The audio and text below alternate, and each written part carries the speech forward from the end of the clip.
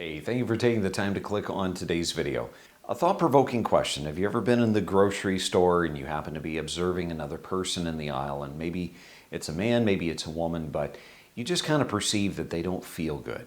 They don't look healthy. And yet you look into the cart and you start to observe some of the things that are in their cart, and you kind of think to yourself, maybe the reason that they don't feel good or they're struggling with their health is because of what they're consuming, what they're putting into their tank. You know, in many respects, when it comes to what we do in our lives, the choices that we make, that ultimately has a long-term implication in the quality of our life. When we think about what we eat and what we consume, what we fuel our tanks with, we know that that corresponds with our ultimate health.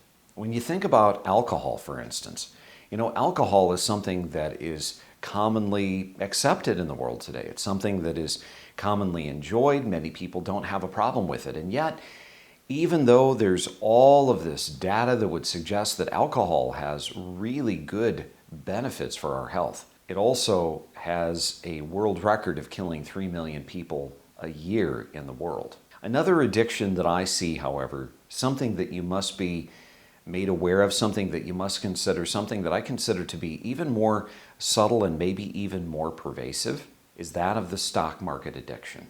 When you think about it, we've been conditioned since the very beginning of our journey of investing for retirement to invest in growth, to invest in stocks, to be able to take a very aggressive approach, invest in the stocks, the mutual funds, the index funds, so on and so forth, so that we can grow our money. And those things are good.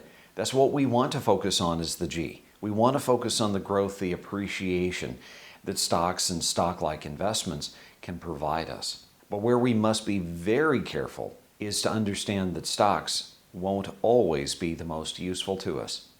There's a time and a place for stocks, but there's also a time and a place to set stocks aside. As a fiduciary of over 25 years, I see it every single day when I meet with people that are far too old to be continuing to try to derive their income from stocks, which aren't a good income producing tool. They are far too old to have this amount of money sitting in stocks, causing them to be in a position of the greatest amount of vulnerability that if they lost big, they may never financially survive. So my concern is that we must be very, very careful whether or not to assess if we have a stock market addiction. Is owning stocks at any age a bad thing? Probably not. But are the stocks really working for your benefit? Are they producing for you the income that you need? You see, here's the irony. If we want more income, we have to naturally reduce our risk. And that means taking and making certain that we're not putting all the stocks into our cart, walking down that grocery aisle, thinking that even though it tastes good and it feels good, that it's actually the best for us.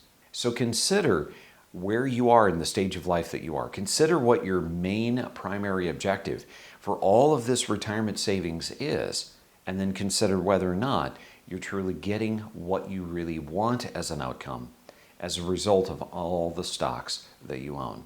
Thank you so much for watching today's video. If you like our little videos, I encourage a thumbs up, share this with your friends, and if you like the videos and want to receive more of them, I encourage you hit that subscribe button, that little bell, and we'll notify you each and every time we have a video.